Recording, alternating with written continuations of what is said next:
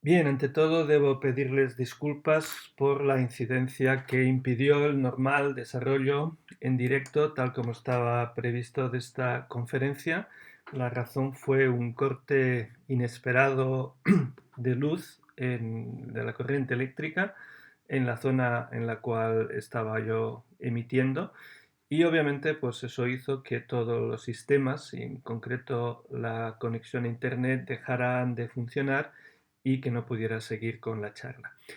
Lamento esta circunstancia que obviamente pues escapó a mi control y bueno, pues voy a grabar esta presentación de manera que pueden ustedes a su conveniencia en los horarios que les convenga para que la puedan poder escuchar y bueno, pues suplir un poquito pues lo que no pudimos hacer en su momento. Como les dije entonces, el título de esta charla pues es cómo no detectar mentiras en el testimonio, puesto que de lo que voy a tratar, de lo que voy a hablar, es de esto, ¿no? Cómo intentamos normalmente detectar las mentiras y qué hay de equivocado o de erróneo en estas cuestiones, ¿no? Bueno, como ya les expliqué en su momento, voy a retomar un poquito lo que ya habíamos hablado. Los jueces, bueno, insisto también en lo que dije en aquel momento, aunque el foco en ocasiones de esta charla esté en los jueces, obviamente todo lo que voy a decir es aplicable no solo a los jueces, sino también a otros profesionales del sistema de justicia. De modo que yo creo que todos nos podemos dar por aludidos y espero que pues, lo que voy a decir sea de ayuda a toda la audiencia con independencia del ámbito específico, la labor específica que desarrollen ustedes pues, dentro del sistema legal. Eh, los jueces toman decisiones o en el sistema de justicia se toman decisiones que pueden afectar drásticamente las vidas de las personas. En sistemas en los cuales la pena capital está vigente, pues efectivamente las decisiones de los jueces pueden terminar o ser el detonante pues que termine con la vida de esta persona y en otros lugares pues eso puede acabar con la libertad cuando hay una pena de prisión o también pues puede resultar en la imposición de multas muy onerosas. Claro, dadas estas circunstancias o estas consecuencias, perdón, tan graves de las decisiones judiciales, yo creo que todos podemos estar de acuerdo en que los jueces deben tomar las mejores decisiones posibles. Tienen que ser absolutamente exquisitos en relación con la base a partir de la cual pues, toman sus decisiones y dictan sus sentencias, ¿no?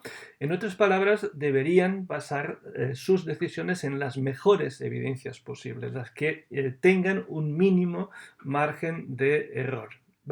Bueno, esto es importante en todos los niveles de la jerarquía de los tribunales o del sistema jurídico.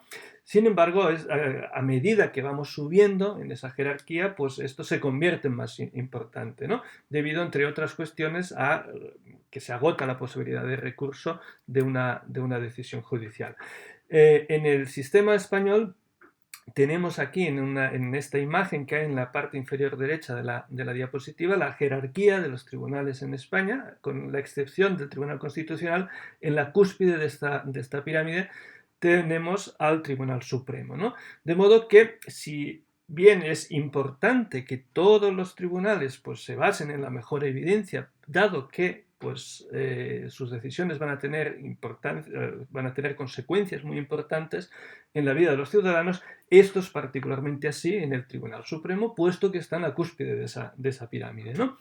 Bueno, pues con esto en mente veamos una sentencia que dictó el Tribunal Supremo de España en el año 2019 en relación con los criterios a los que, según el tribunal, habría que atender a la hora de juzgar o de considerar si si la declaración de una víctima era creíble o no. ¿De acuerdo? En el sentido de si la víctima estaba mintiendo, distorsionando de algún modo su testimonio o se estaba ciñendo a la verdad.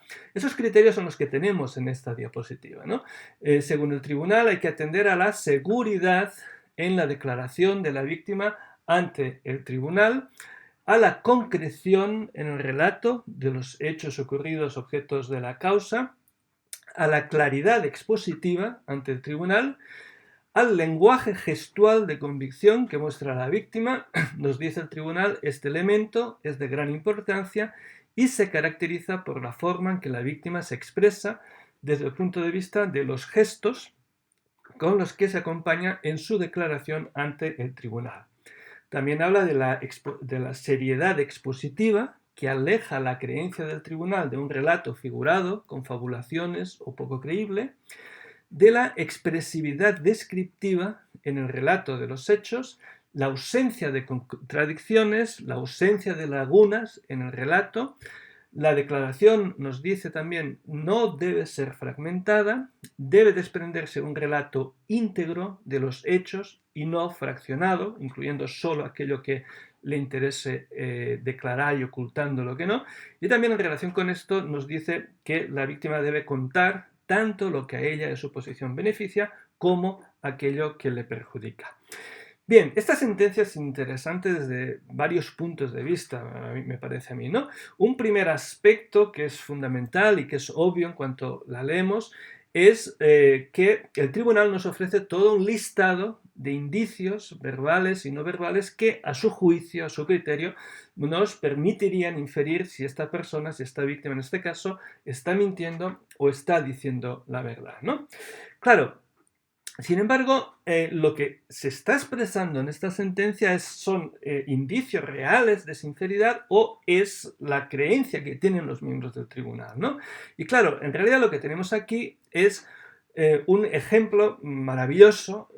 Es fascinante esta sentencia desde el punto de vista de un científico de la conducta y de la cognición, es decir, un psicólogo académico, porque lo que se refleja son una serie de creencias de sentido común que parece que tiene el tribunal en torno a los indicios conductuales que se asociarían con la verdad o con la mentira, ¿no? Es decir, es una lección magistral de psicología ingenua. Es decir, la gente no especialista necesariamente en psicología tiene sus propias teorías, sus propios puntos de vista sobre el funcionamiento cognitivo y conductual de las personas, y todo esto es lo que se refleja en esa sentencia, ¿no?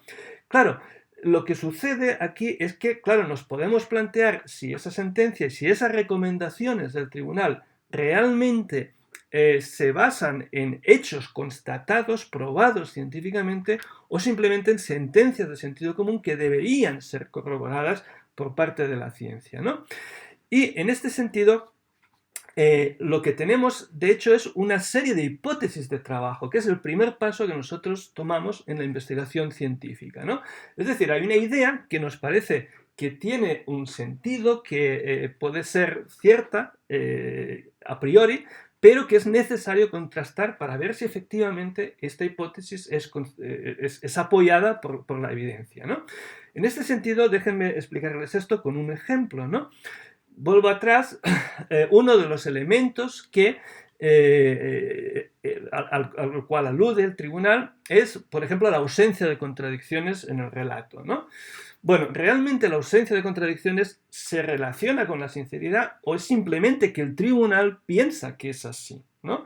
Como decía, esto es una hipótesis de trabajo sobre la cual tendríamos que trabajar después, ¿no? Que tendríamos que contrastar. Lo que se podría hacer es cogemos a un grupo de personas que sabemos a ciencia cierta por otras razones que está mintiendo ante un tribunal y otro grupo distinto que sabemos a ciencia cierta que está diciendo la verdad, ¿no? Y medimos cuántas contradicciones presenta un grupo y otro grupo por la unidad de tiempo que consideremos adecuada, ¿no? Cada minuto, cada 5 minutos, lo que nos parezca adecuado, ¿no?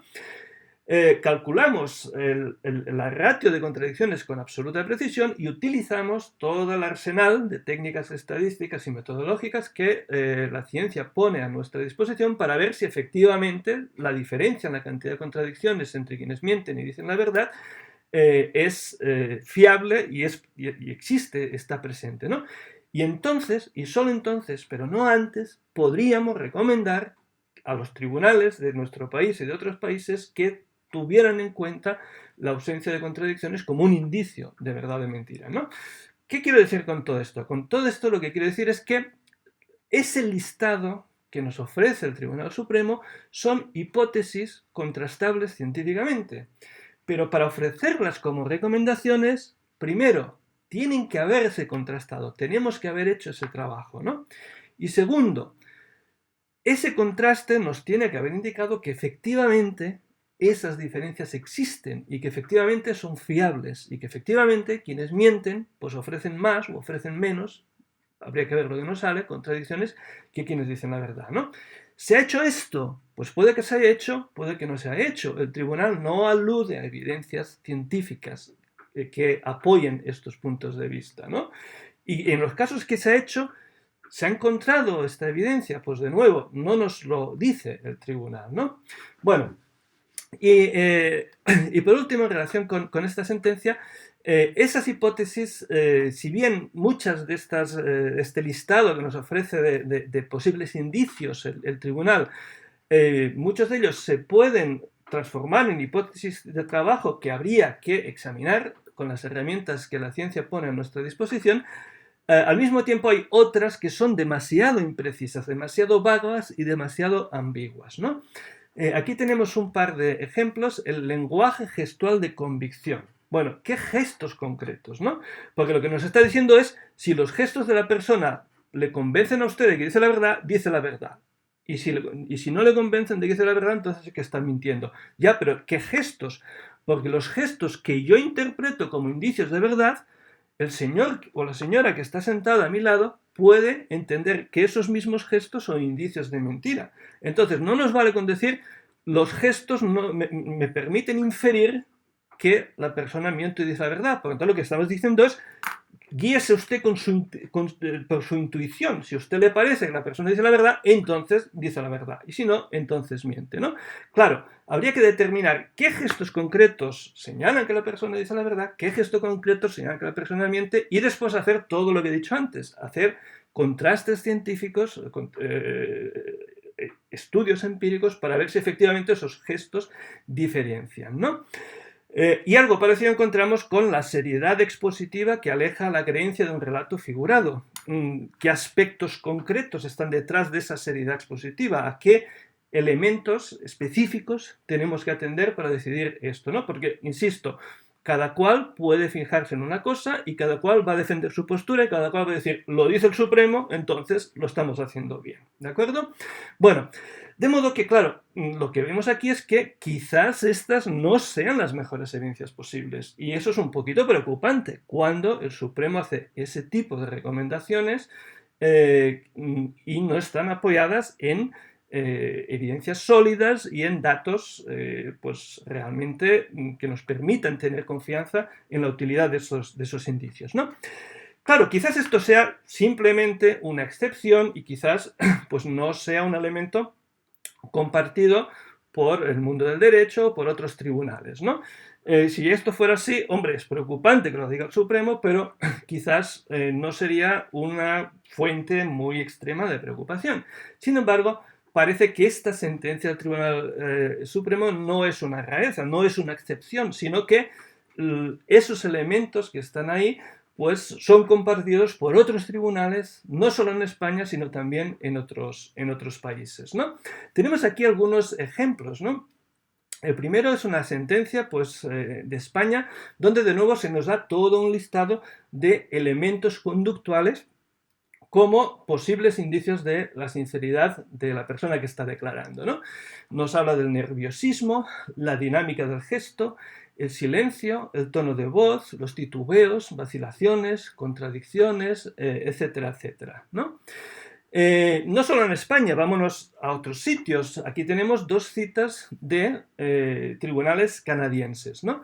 La primera nos dice, habiendo observado cuidadosamente al acusado durante su testimonio y advertido su gran nerviosismo, mirada fugaz, vacilaciones, etc., el tribunal está convencido de que simplemente ha inventado su versión de los hechos, basándose en la evidencia presentada y que, por lo tanto, ha mentido al tribunal de una manera desvergonzada. Es decir, sobre la base del nerviosismo, la mirada fugaz y las vacilaciones, el tribunal concluye no solo que ha mentido, sino además de manera desvergonzada, ¿no? Es decir, hay un juicio de valor bastante importante.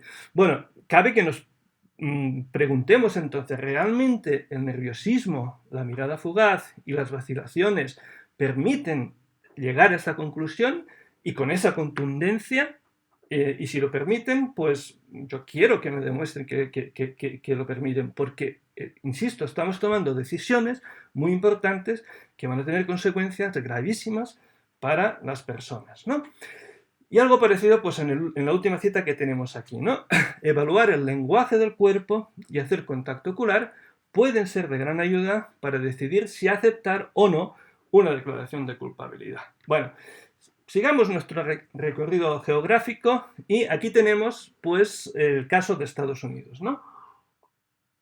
Como ustedes saben, en Estados Unidos habitualmente quienes deciden sobre la culpabilidad o la inocencia de un procesado no son los jueces, sino que son jurados, personas, ciudadanos de la calle que se constituyen como jurado, asisten al juicio, son expuestos a las pruebas y tienen que tomar su determinación, ¿no? Claro, como los jurados no son expertos en leyes y en el contexto jurídico, los jueces les tienen que dar determinadas instrucciones. Y entre las instrucciones que, al menos en algunos estados, los jueces dan a los jurados, se encuentra pues a qué tienen que atender durante la vista oral, ¿no?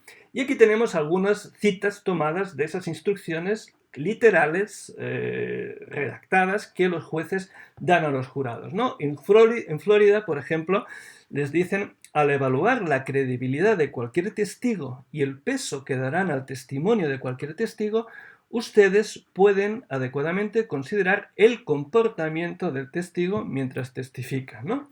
Y en Pensilvania aluden al aspecto del testigo y cómo éste habla y actúa durante su testimonio. Y hay recomendaciones similares, de las que yo tenga constancia al menos, en California, en Carolina del Norte y en Massachusetts. ¿De acuerdo? Es decir, este tipo de recomendaciones que nos hace el Tribunal Supremo de España no son exclusivas de ese tribunal, ¿no? Sino que hay otros tribunales en España, en Canadá, en Estados Unidos y en otros países. Podría traerles más ejemplos, pero no es el objeto de esa conferencia centrarnos únicamente en esos ejemplos. Bueno, pues también utilizan ese tipo de recomendaciones, ¿no? Bueno, detrás de estas hay 4 creencias fundamentales y son esas 4 creencias las que a mí me interesaría o me gustaría poder ir abordando a lo largo de esta conferencia, ¿no? Primera de esas 4 creencias: discriminar entre verdades y mentiras es algo de sentido común o de intuición. Vamos a centrarnos un poquito en esto con esas 2 citas adicionales que tengo aquí, ¿no? La primera es del Tribunal Supremo de Canadá y nos dice que el tema de la credibilidad entra dentro de la competencia de los legos. La gente de la calle decide si alguien miente o dice la verdad cada día. Sí, lo deciden, pero lo deciden bien, atienden a lo que tienen que atender. Vamos a dejar esto en el aire hasta después, ¿no? La siguiente cita nos habla, pues, en que el jurado debe decidir si cree la historia del testigo en su conjunto, en parte, y esta determinación se basa, de nuevo, en la conducta del testigo y en el sentido común del jurado. ¿De acuerdo? Es decir, la gente ordinariamente decide si alguien miente o dice la verdad, con lo cual no hace falta ningún conocimiento especializado para esto, es una cuestión de sentido común. Y, de nuevo, en la segunda cita se alude explícitamente al sentido común del jurado para hacer esa determinación. Bueno, pues vamos a ver si efectivamente discriminar entre verdades y mentiras es algo de sentido común o la intuición nos permite hacerlo bien. Segunda creencia: pese a que esa discriminación es una cuestión de sentido común, no obstante esto, la experiencia profesional, como juez, como fiscal, como abogado, como profesional de alguna profesión relacionada con la aplicación de la ley, desarrolla la capacidad para diferenciar entre verdades y mentiras. Es decir, lo va a hacer mejor un juez, un fiscal, un abogado, un policía que alguien de la calle, ¿no? Bueno, esta creencia, por ejemplo, la vemos reflejada de manera muy clara en un trabajo de investigación actualmente en progreso de mi compañera Carmen Herrero, profesora de la Universidad de Salamanca, compañera mía, ¿no? Durante varios años ha estado ella recogiendo datos mediante un cuestionario donde hay una serie de afirmaciones relacionadas con aspectos de la psicología que puedan ser relevantes para el sistema legal, y hay una serie de afirmaciones y los participantes tienen que indicar si están de acuerdo o si están en desacuerdo con esas afirmaciones, ¿no?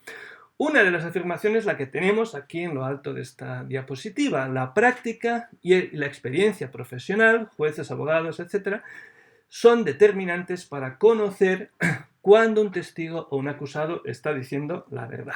Bueno, pues ese cuestionario ella la ha pasado a distintos grupos y aquí tenemos los datos de estudiantes de cuarto curso de Derecho, de tercer curso de Criminología, policías, creo que recordar que eran de la escala ejecutiva, en la Escuela de Policía de Ávila, en España, y dos muestras de juristas, datos del año 2019-2020, eran personas muy parecidas a los asistentes de este curso que estaban asistiendo a un curso muy parecido a este, es decir, personas muy parecidas a ustedes, ¿no? Bueno, como podemos ver aquí, la parte más oscura de estas barras es el porcentaje de personas de cada grupo que estaba de acuerdo con esa afirmación, ¿no? Y podemos ver si globalmente, dentro de los grupos, que en torno a un 80% de personas que, insisto, o ya están trabajando en ámbitos jurídicos o están terminando su formación, como el caso de los estudiantes de Derecho de Criminología, para trabajar en esos ámbitos, un 80% de todas esas personas está de acuerdo con esta afirmación. ¿De acuerdo? Bueno, pues vamos a ver si efectivamente la experiencia profesional nos hace mejores detectores de verdades y mentiras. Siguiente creencia fundamental: se puede discriminar entre verdades y mentiras a partir de la mera observación de la conducta de la persona que está hablando, del declarante, ¿no? Esto yo creo que no necesitamos enfatizarlo un poquito más, porque prácticamente en todas las citas que les he puesto nos ofrecería un listado de indicadores conductuales. Y por último, dentro de la conducta del individuo, la conducta no verbal, sus gestos, sus movimientos, etcétera, ofrece indicios de credibilidad más válidos que la conducta verbal, es decir, las palabras, el propio contenido de lo que se dice, ¿no? Bueno, pues este último elemento, también queda reflejado o se recoge en este trabajo que se está elaborando mi compañera Carmen Herrero, ¿no? Aquí tenemos el porcentaje de personas que está de acuerdo en que el comportamiento no verbal es superior al verbal a la hora de detectar las mentiras.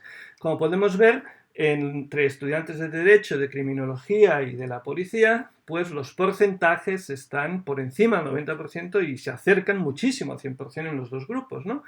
Y en el caso de los juristas, pues están en aproximadamente el 80%, ¿no? De modo que parece también que hay un acuerdo en que el comportamiento no verbal es el más útil a la hora de diferenciar entre verdades y mentiras. Bueno, pues lo que quiero que hagamos, o lo que pretendo hacer a lo largo de esta charla, es ir examinando una por una esas 4 afirmaciones y ver qué nos dice la ciencia psicológica acerca de ellas, ¿no?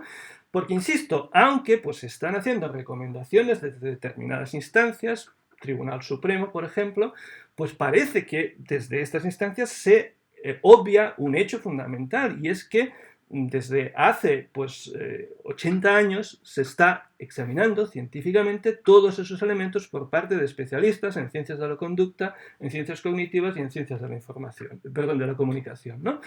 Y hay todo un arsenal de conocimientos acumulados que yo creo que pueden ser muy útiles de cara a hacer o a no hacer determinadas recomendaciones.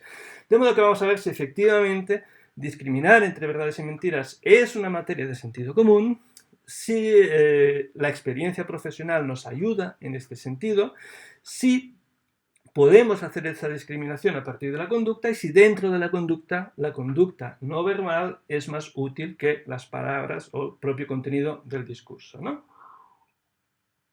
Y empezamos por la primera afirmación.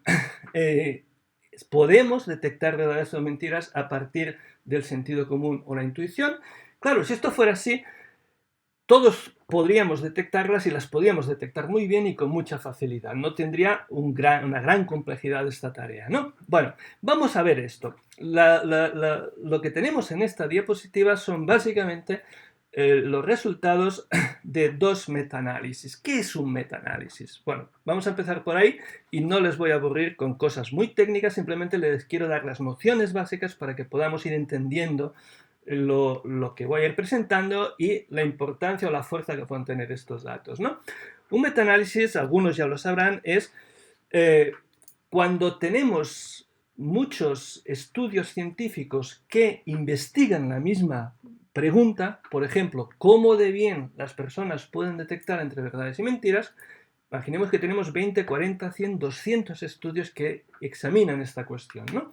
Lo que podemos hacer es integrarlos a todos esos estudios en un único análisis, ¿de acuerdo? Se utilizan procedimientos estadísticos muy sofisticados y eso presenta una gran ventaja o una serie de ventajas por encima de los estudios individuales, ¿no? Primera cuestión, los datos de un metaanálisis están basados en muchas personas. Cuando nosotros hacemos una investigación, nosotros hacemos una afirmación sobre la gente en general, pero basado en un grupo pequeño de personas. Cuanto más pequeño es el grupo, menos fiable son esas conclusiones a la hora de aplicarlas a toda la población, ¿no? Claro, en un metaanálisis no tenemos 20, 40, 60 personas, podemos tener cientos y hasta miles de personas, de manera que estas estimaciones son mucho más fiables, ¿de acuerdo? El margen de error es muchísimo más pequeño. Además, con un metaanálisis, pues si hay algún estudio que ha arrojado resultados atípicos porque se ha hecho algo mal, pues el resto de estudios que se han hecho bien compensan y pues hace que estos datos pues tengan poco impacto sobre la conclusión global, ¿no? Y además, en último lugar, podría dar más ventajas, pero yo creo que con estas no nos sirven. Podemos ver también la influencia de determinadas variables. Es que la mitad de estudios se han hecho en Estados Unidos y la otra mitad se han hecho en Europa. Hay una diferencia entre estadounidenses y europeos, pues este tipo de cuestiones es muy difícil verlas con un estudio individual y es bastante fácil verlas con metaanálisis, ¿no? Bueno, pues aquí tenemos, como decía, 2 metaanálisis, publicados los dos en el año 2006, sobre estudios que han examinado cómo de bien o cómo de mal las personas pueden saber si alguien miente o dice la verdad simplemente observando su conducta, ¿vale? En el primer metaanálisis se incluyen 206 estudios diferentes y en conjunto esos 206 estudios incluyen más de 16.500 personas. Receptores son las personas que hacen los juicios de si otro miente o dice la verdad, ¿no? Es decir, estos datos no se basan en 10 o 15 personas, no, se basan en 16.537 personas de distintos países de todo el mundo, ¿de acuerdo? Segundo metaanálisis es todavía más amplio. Boni de Paulo, basado en 4.435 personas que decían verdades y o mentiras. Esas personas en su conjunto pues emitieron más de 6.600 mensajes y conjuntamente en ese metaanálisis se recogían más de 24.000 juicios de veracidad, más de 24.000 juicios de si alguien mentía o dice la verdad. Son datos pues muy fiables porque se basan en muestras muy grandes y de hecho aquí están acumuladas varias décadas, 5 o 6 décadas de investigación en psicología y en comunicación, ¿no? Bueno, ¿y qué nos dicen esos metaanálisis sobre la capacidad de la gente para detectar verdades o mentiras? Pues nos dicen lo siguiente, ¿no? Piensen ustedes, cuando yo tengo que decidir si alguien miente o dice la verdad, tengo dos opciones, o decir que miente o decir que dice la verdad, ¿de acuerdo? Si yo tuviera que decidir solo por azar, a cara o cruz, echando una moneda al aire, acertaría a largo plazo la mitad de las veces, ¿de acuerdo? Porque hay dos posibilidades, si voy diciendo al azar, a la larga acertaría el 50% de las veces. Bueno, pues lo que tenemos en este gráfico es una escala que va de 0, no acierto nunca, 100, acierto siempre. El 50 es lo que yo acertaría por azar. Y esas dos líneas nos muestran lo que aciertan las personas incluidas en todos estos cientos de estudios de esos dos metaanálisis, ¿no? Es decir, en el primer metaanálisis, pues 54,5%, en el segundo 53,46%. En resumen, en torno a un 54% en ambos metaanálisis. Esto está muy cerquita del 50% y está muy lejos del 100%. cada 10 mentiras que nos cuentan, perdón, cada 10 historias que nos cuentan, solo en 5,4% pues sabemos si eso es verdad o es mentira, ¿de acuerdo? Claro, pues parece que no es tan fácil saber si alguien miente o dice la verdad, porque lo hacemos apenas un poquito mejor de lo esperado por azar y muy lejos de ese 100% que sería la perfección, ¿no? Bueno, ustedes pueden decir, claro, pero es que en estos estudios seguramente pues participan estudiantes o participa gente de la calle y no gente como nosotros que trabajamos a diario en un contexto donde pues, la gente miente y eso puede desarrollar nuestra capacidad para detectar verdades y mentiras, ¿no? Bueno, y eso nos lleva a la segunda afirmación. La experiencia profesional nos hace mejores detectores de verdades y de mentiras. Bueno, pues vamos a verlo también porque esto también se abordó en estos dos metaanálisis, ¿de acuerdo? Aquí tenemos el primero. Y aquí lo que tenemos es esta gráfica, es como la de antes, he señalado de nuevo 50%, 100%, y la primera barra aquí son los estudiantes. 11.647 estudiantes. ¿Cómo de bien lo hacen? 54%. Y aquí tenemos a más de 2.600, casi 2.700 profesionales. Profesionales son jueces, son fiscales, son abogados, son policías, son poligrafistas, son técnicos de selección. Es gente que en su trabajo diario pues tiene que determinar si alguien le miente o le dice la verdad, ¿no? ¿Y cómo lo hacen los profesionales? Pues al mismo nivel que los estudiantes, muy cerquita del 50%, ¿de acuerdo? Es decir, simplemente, pues trabajar en estos ámbitos no nos convierte en mejores detectores de verdades y de mentiras, ¿no? Claro, ustedes también pueden decir, bueno, pero es que quizás esos profesionales son novatos, es gente que acaba de acceder a la profesión y obviamente no es lo mismo un abogado su primer día de trabajo cuando acaba de licenciarse que cuando tiene 20 años de ejercicio profesional a sus espaldas. Y quien dice un abogado, dice un juez, dice un fiscal o dice un policía, ¿no? Bueno, pues es que eso también se examinó en este metaanálisis y vamos a verlo, ¿no? Bueno, les he puesto otra gráfica, les voy a explicar brevemente cómo tenemos que interpretar esto, ¿no?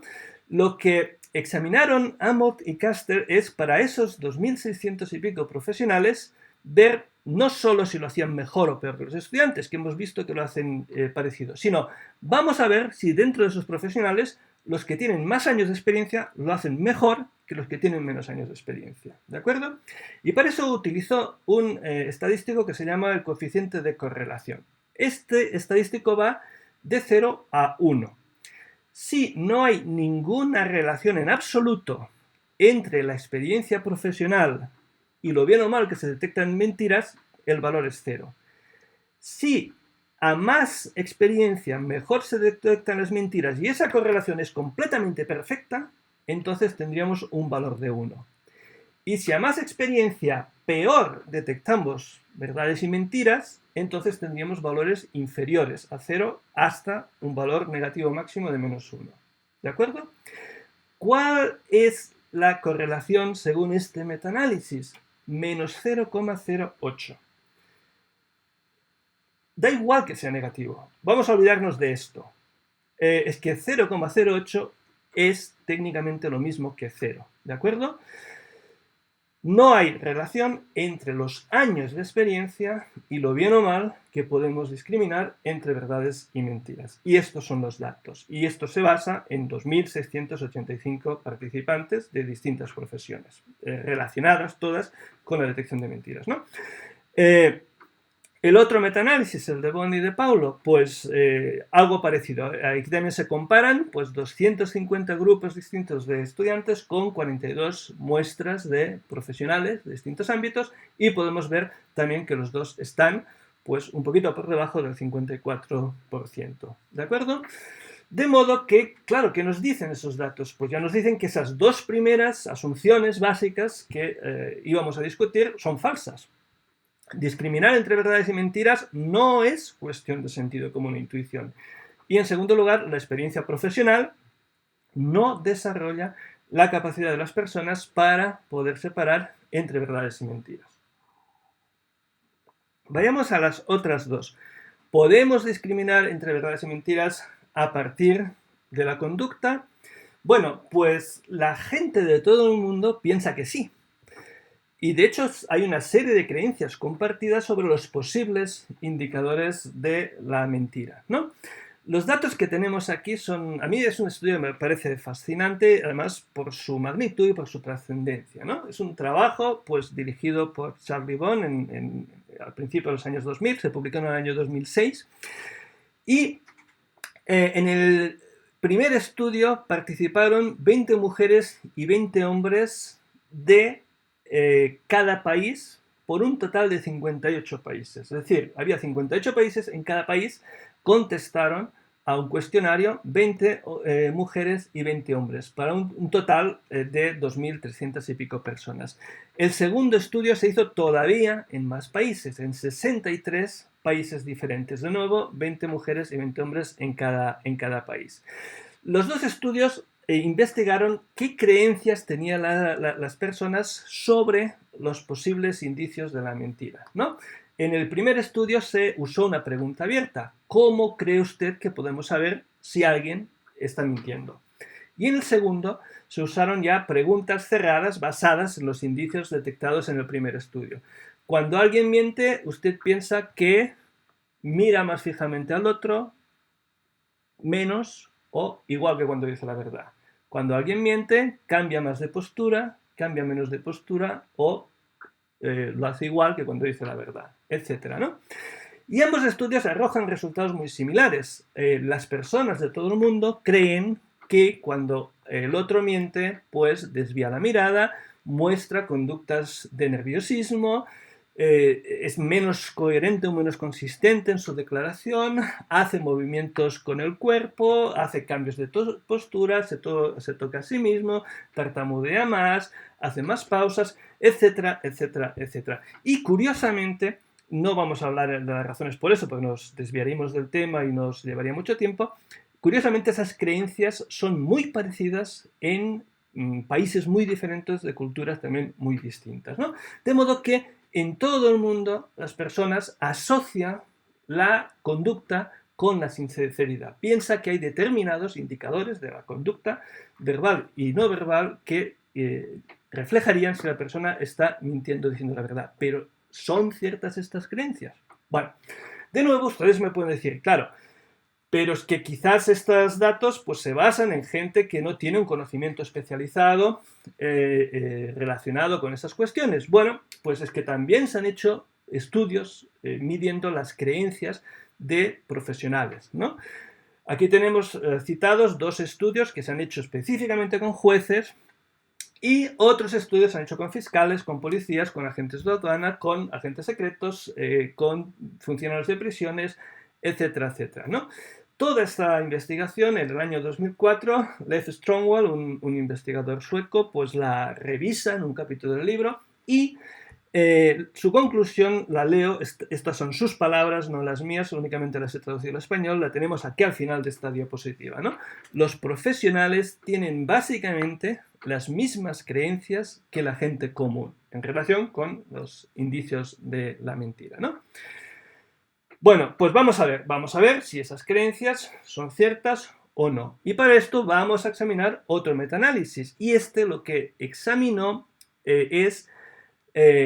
comparó verdades y mentiras en términos de cada una de las 158 posibles conductas que se han examinado a lo largo de la historia en la investigación científica, ¿no? Pero antes de entrar en el metaanálisis, les tengo que dar algunas pautas sobre cómo podemos interpretar los resultados, ¿no? Y quizás los que hayan hecho el cuestionario, había algunas preguntas que les han sorprendido al final del cuestionario, porque preguntaba cómo de bien podrían ustedes diferenciar entre una chica de 15 y 16 años, 14 y 18 o 13 y 18 años. ¿Por qué les preguntaba esto? Bueno, vamos a explicar por qué les preguntaba esto, ¿no? Vamos a ver.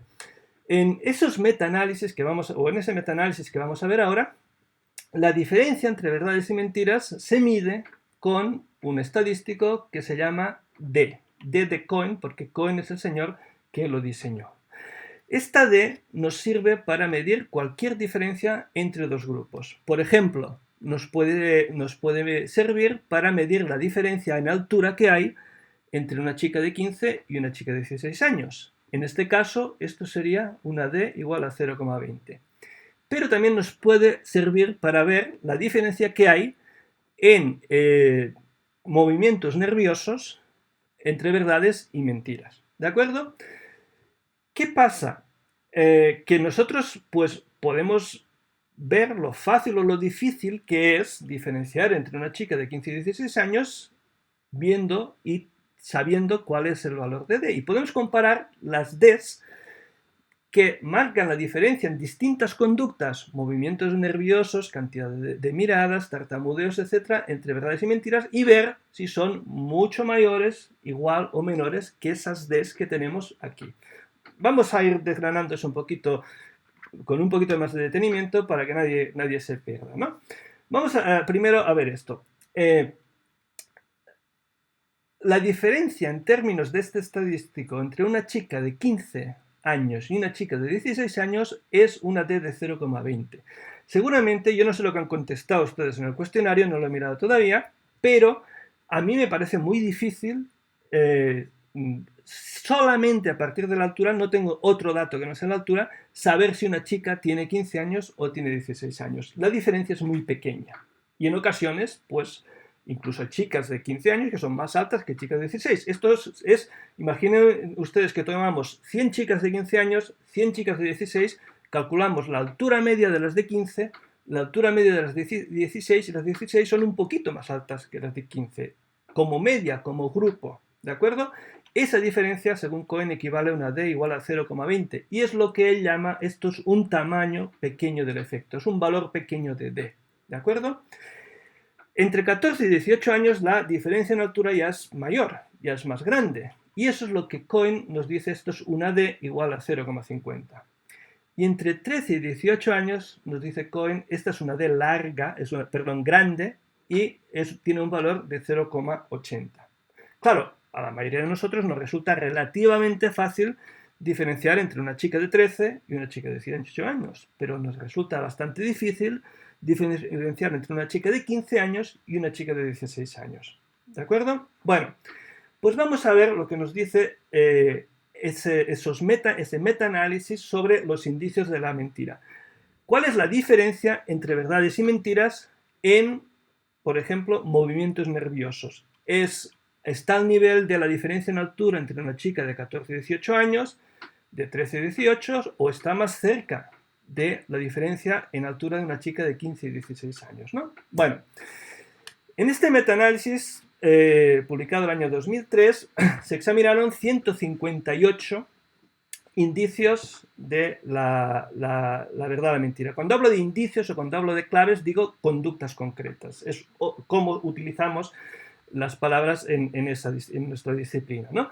Es decir, cuando hablo de 88 claves, hablo de 88 conductas que se ha examinado si diferencian entre verdades y mentiras. Contacto ocular, tartamudeos, movimientos nerviosos, sudoración, contradicciones, lo que ustedes quieran. ¿De acuerdo? Bueno, de esos 158, aquí solo tenemos representadas 88. ¿Por qué? Porque las estimaciones del valor de esa D no podían ser lo bastante precisas para todas las claves, porque no se disponía de información suficiente para hacer cálculos lo bastante exactos. De manera que aquí solo hay esas 88 que se pudieron calcular con unas mínimas garantías. ¿De acuerdo? Bueno, y todos esos numeritos que tenemos aquí son los valores de D, uno para cada clave. ¿Cómo hay que interpretar esta gráfica? Bueno, pues fíjense, aquí tenemos 0,6 y un 6 aquí. Eso significa que para una de esas conductas el valor de D fue de 0,66. Para otra fue de 0,55. Para otra de 0,42. Aquí tenemos dos para los cuales fue de 0,35. ¿Por qué dos? Porque tenemos dos 5. ¿De acuerdo? Entonces esto es una 0,35, otra 0,35 también y otra 0,39. Dos 0,30, otra 0,31. Otra 0,34, etc. ¿De acuerdo? Bueno, pues vamos a ver lo que encontramos aquí. ¿Qué es más fácil? ¿Separar entre verdades y mentiras a partir de cada una de esas claves o, vuelvo atrás, diferenciar entre una chica de 13 y 18 años, que es bastante fácil. Esta diferencia equivale a una D de 0,80. Vamos a ver, ¿aquí tenemos alguna D de 0,80? Pues no, la más alta es 0,66. Bastante por debajo de este 0,80, pero bueno, es un valor que está bastante bien, ¿no? Vamos atrás, 0,50. Bueno, entre una chica de 14 y 18 años, bueno, lo podemos más o menos, lo podemos diferenciar bien, ¿no? ¿Qué tal en cuanto a la diferenciación de verdades y mentiras? Pues solo hay dos de estas conductas que permitan diferenciar entre verdades y mentiras con más facilidad que la altura permite diferenciar entre una chica de 18 y de 15 años. Tenemos aquí una D de 0,66, superior a 0,5, y otra de 0,55. Bueno, ¿y qué pasa entonces con ese 0,20? Porque es bastante complicado, ya este es un valor bajo, es complicado separar entre una chica de 15 y 16 años, ¿no? ¿Cómo se comparan las claves de la mentira con ese valor? Pues fíjense una cosa, ¿de acuerdo? Vamos a tomar como referencia la altura entre una chica de 18 y de 14 y una chica de 16 versus 15. Solo hay dos indicios, bueno, ya de entrada, ninguno está al nivel de un tamaño grande, ¿vale? Solo hay dos indicios conductuales, dos conductas que estén por encima de entre 14 y 18, de estas 88. Y hay 63 que están por debajo de este 0,2. Es decir, de estas 88 claves, hay 63, y esto es un 72% de ellas, que diferencian entre verdades y mentiras peor que la altura diferencia entre una chica de 15 y 16 años. Si nos parece muy complicado separar por la altura entre una chica de 15 y 16 años, separar entre verdades y mentiras a partir de esas claves todavía es más difícil. ¿De acuerdo? De hecho, si nos fijamos en esta gráfica, vemos una cosa muy curiosa, y es que los números se acumulan en la parte de abajo de la gráfica. Cuanto más bajo es el valor, y eso implica cuanto más pequeña es la diferencia entre verdades y mentiras, más claves hay. La tendencia de las claves es a no diferenciar entre verdades y mentiras. Esto básicamente es lo que nos dice esto, ¿no? Esta gráfica. Bueno, yo en el cuestionario que algunos de ustedes han cumplimentado, les he preguntado por algunas claves concretas. Y de esas claves o indicios o conductas que yo les he preguntado, pues algunas de ellas fueron examinadas en ese metaanálisis de Pablo. Y a mí me gustaría que recordaran lo que ustedes han contestado y ahora con todo esto que sabemos, comparen sus respuestas con los datos que les voy a presentar. ¿De acuerdo? Aquí tenemos un listado de indicios a la izquierda que estaban de un modo u otro contemplados en ese cuestionario que les he pedido que complementaran. Aquí tenemos los valores de D y aquí tenemos como referencia el valor que en cuanto a altura nos permitiría diferenciar entre una chica de 15 y 16, 14 y 18 y 13 y 18 años. ¿De acuerdo? Nerviosismo, tensión en general. Cuidado, en general, la impresión general de nerviosismo y tensión. En el mismo metaanálisis se examinaron otros indicios de nerviosismo y los valores fueron inferiores, ¿no? Pero yo a ustedes les he preguntado por el nerviosismo. Vamos a ver. ¿Cómo de bien o de mal podemos separar entre verdades o mentiras a partir del nerviosismo? Bueno, pues fíjense, apenas un poquito por encima de ese 0,20, 0,27. Es decir, un poquito mejor que separar entre una chica entre 15 y 16 años, pero muy por debajo de la diferencia en altura entre una chica de 14 y 18. ¿De acuerdo? ¿Y qué pasa con todas las demás? Fíjense que todas las demás están muy por debajo de este 0,20. Aquí tenemos 0,05 para cambios de postura. Desviar la mirada, 0,03. Distintos tipos de pausas, 0,03, 0,01, 0 absoluto. ¿De acuerdo?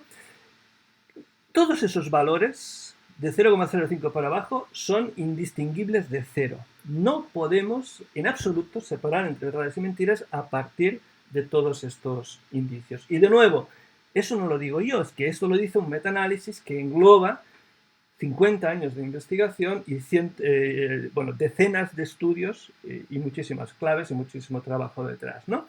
Entonces, esto es lo que nos dice la ciencia. Y eso es lo que nos dice, pues cuando hacemos esos exámenes usando las herramientas más rigurosas de que disponemos para poder hacer estas inferencias, ¿no? Bien, de modo que pocas conductas discriminan, como acabamos de ver, ¿no? Pero la cosa todavía es más desesperante, ¿no? O más preocupante. Las que discriminan, aquellas que en alguna ocasión, en alguna circunstancia, pues parecen diferenciar, lo hacen solo en algunas circunstancias, pero no en otras, ¿no? Me explico. Estas diferencias variaban en función de una serie de factores, ¿no? Por ejemplo, ¿la persona estaba muy motivada para mentir o no? Pues eso puede hacer que algunas claves pues, se detecten mejor o peor, ¿no? Perdón, sean más, indiquen mejor si se está mintiendo o no. ¿La persona se había preparado la mentira o no se la había preparado? ¿Mentía sobre una transgresión o mentía sobre un tema intrascendente, ¿no? Bueno, pues lo que se encontró es que ninguna de las claves que en un momento discriminaban todos. Había una serie de valores que hacían que en unos casos algunos indicios conductuales funcionaran mejor, pero esos no funcionaban en otros, ¿no? Y por último, la cosa puede ser todavía peor que todo esto, ¿de acuerdo? Hace un par de años, Timothy Luke, un investigador estadounidense que trabaja ahora en una universidad sueca, y lleva a cabo un estudio muy sofisticado en términos estadísticos y metodológicos basado sobre los datos precisamente de este metaanálisis de De Paulo y colaboradores, ¿no? Y lo que él observa es que en todos esos estudios incluidos en el metaanálisis de De Paulo y colaboradores, pues como cualquier investigación científica, pues presenta ciertos problemas metodológicos y estadísticos, ¿no? Y él hace simulaciones y reanálisis de todos estos datos y concluye que en realidad esos datos son compatibles con la posibilidad de que la diferencia entre verdades y mentiras en términos de cualquier conducta sea cero, absolutamente cero.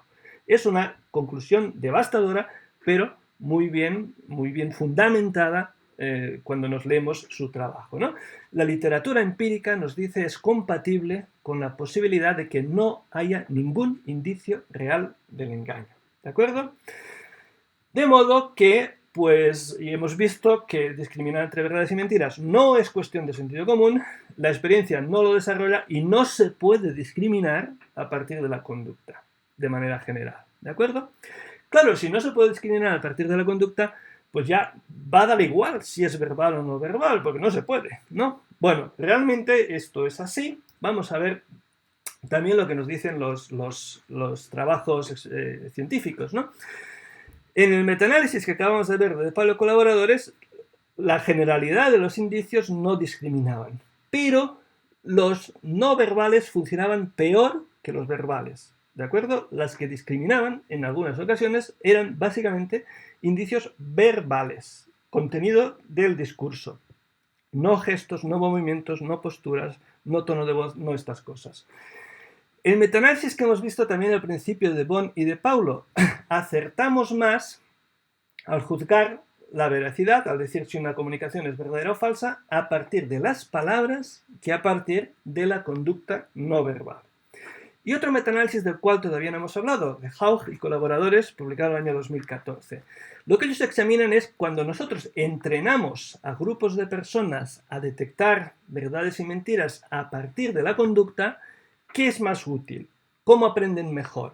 Si les enseñamos a que se fijen en gestos, movimientos y conducta no verbal o en el contenido de las palabras, ¿de acuerdo? Bueno, pues aprenden mejor y lo hacen mejor después si les enseñamos a que usen el contenido de las palabras, la conducta verbal, ¿de acuerdo?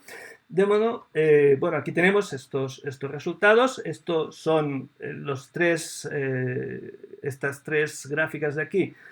Es la mejora que se experimenta cuando se les entrena a usar elementos paralingüísticos, tono de voz, pausas, velocidad del habla, estas cuestiones, elementos visibles, gestos, movimientos y demás, una combinación de estos o las palabras. Las palabras ofrecen una mayor mejora.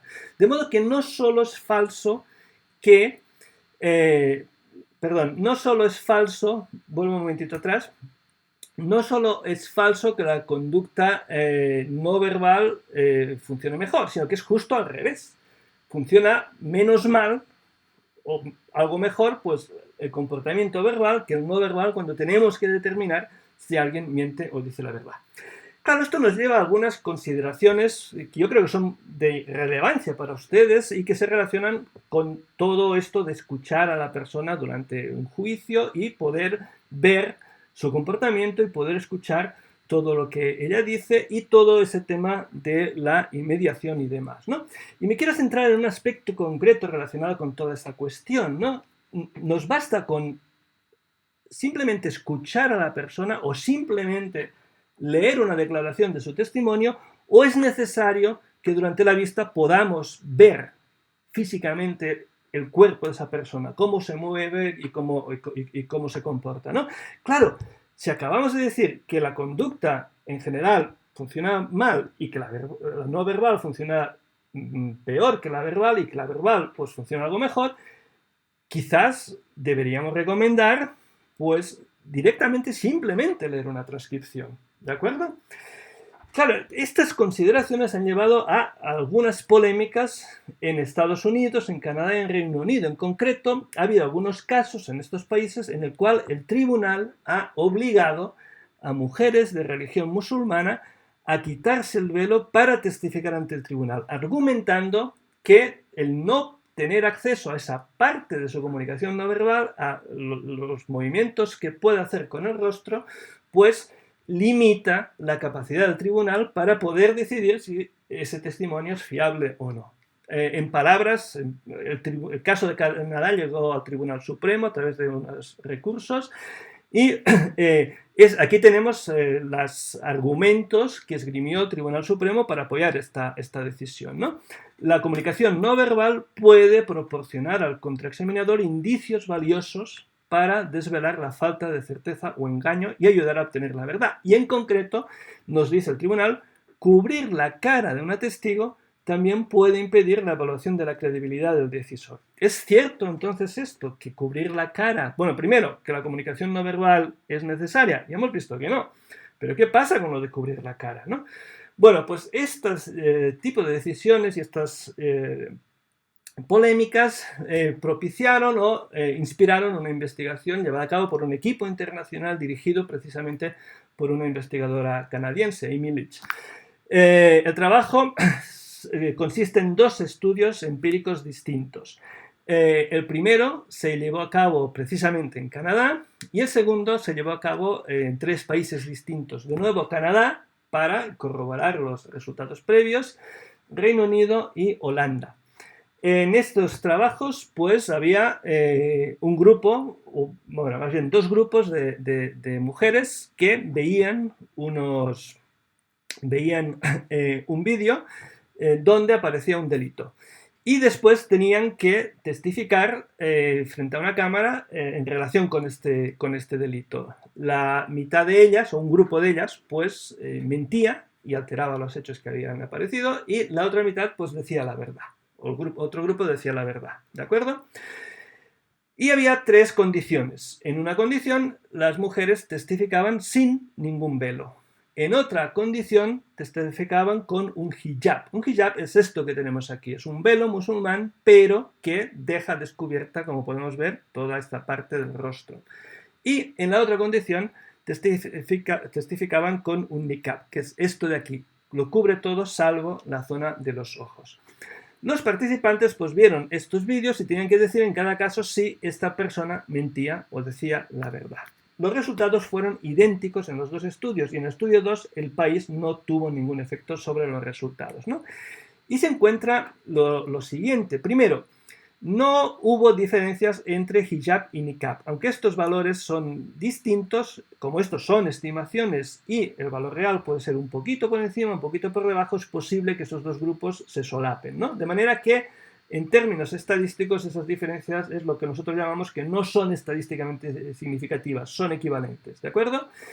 Pero ambos grupos del velo, es decir, ambas condiciones con velo, la precisión, el índice de aciertos fue superior a la condición sin velo. Es decir, si hace algo un velo no es reducir la capacidad de discriminar entre verdades y mentiras, sino aumentarla, ¿de acuerdo?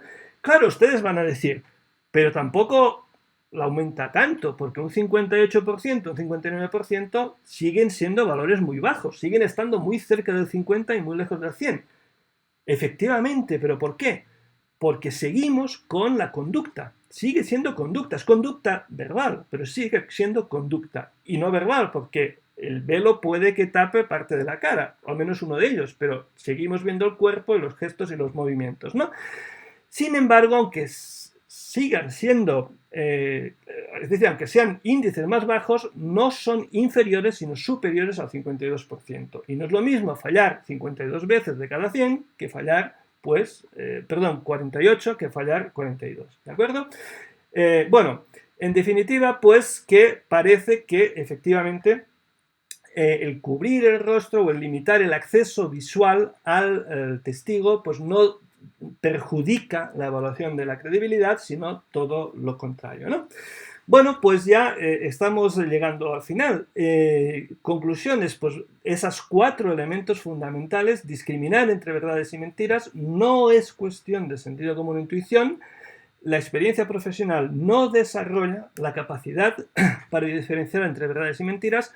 No se puede discriminar entre verdades y mentiras a partir de la conducta, y la conducta no verbal no ofrece indicios de credibilidad más válidos que la verbal, más bien al contrario. Si tenemos que tomar alguna decisión a partir de la conducta, lo cual no es aconsejable, que sea la verbal y no la no verbal, ¿de acuerdo?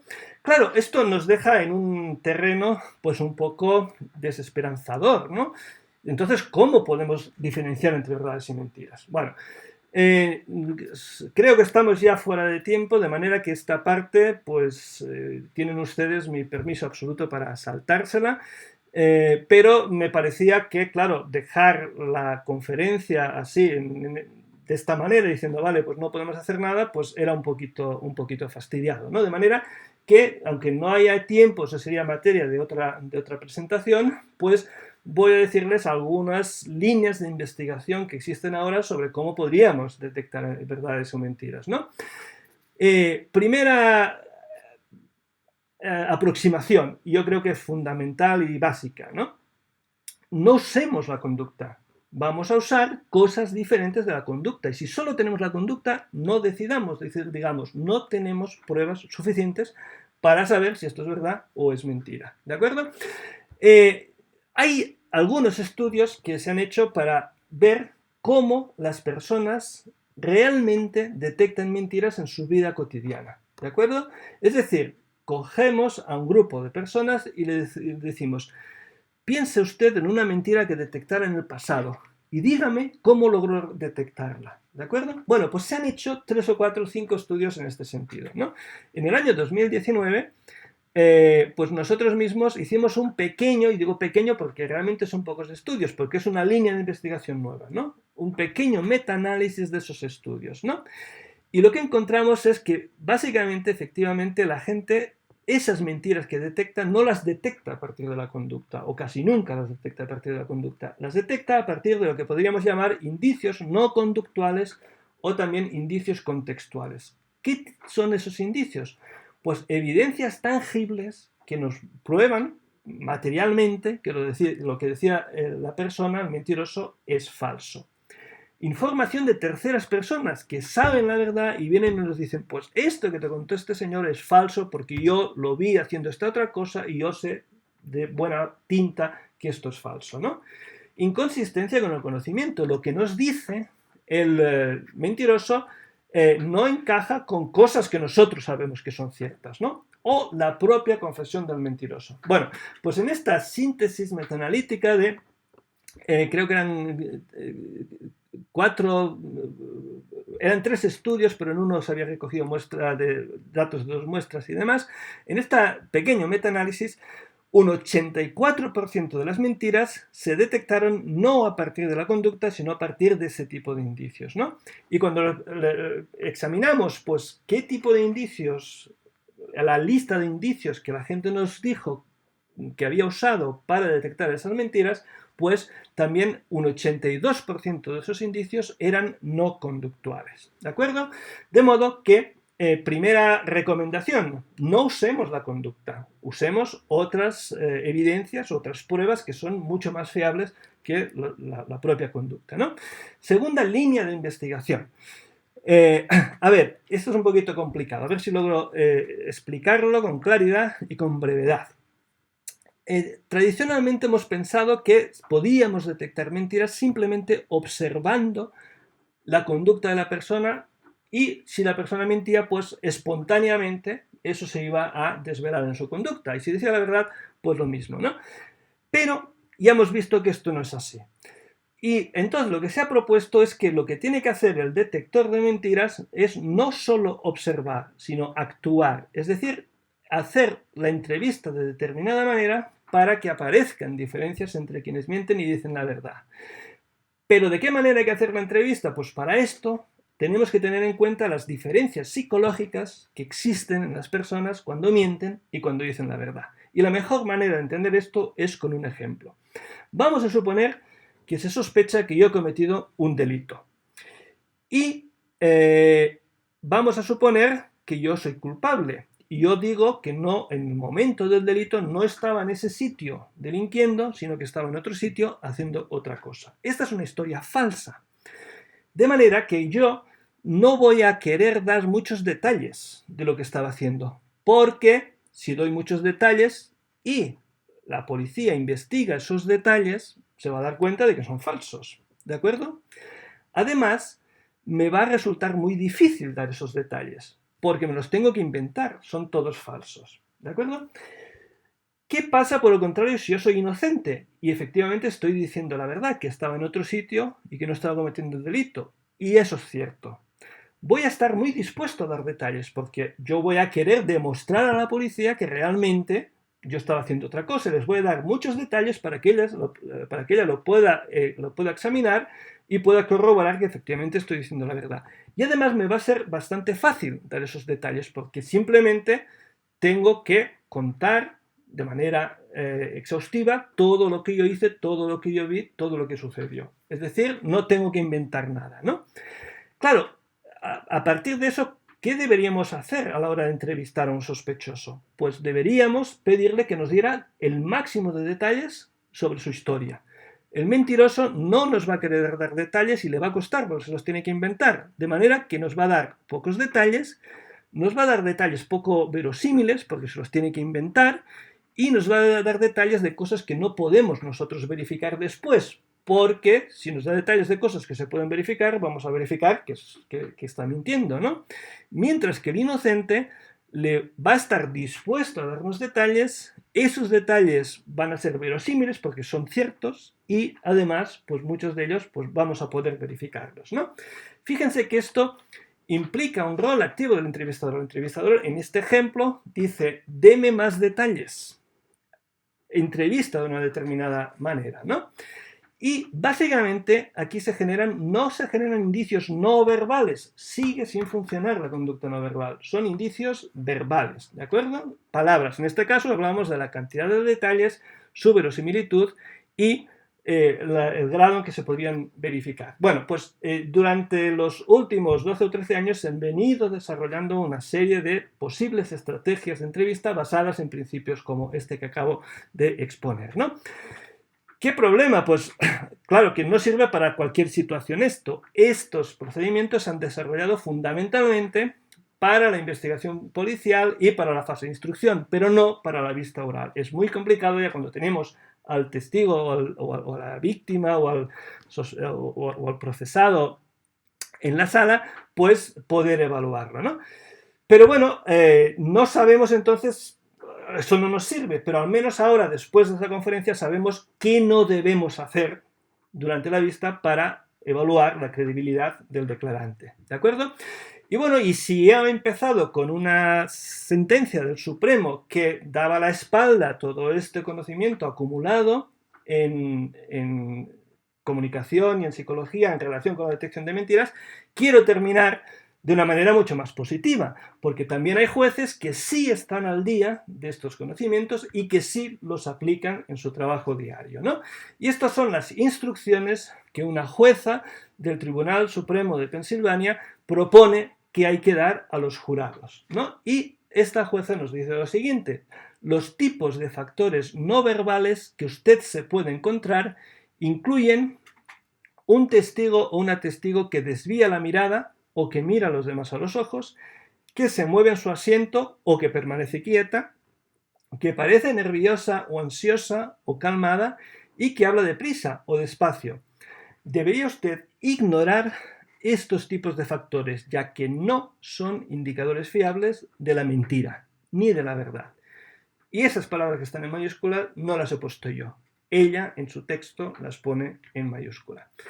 Eso es todo, espero que les haya parecido interesante esta conferencia y de nuevo lamento la incidencia que hemos tenido anteriormente y lo dejamos aquí. Muchas gracias.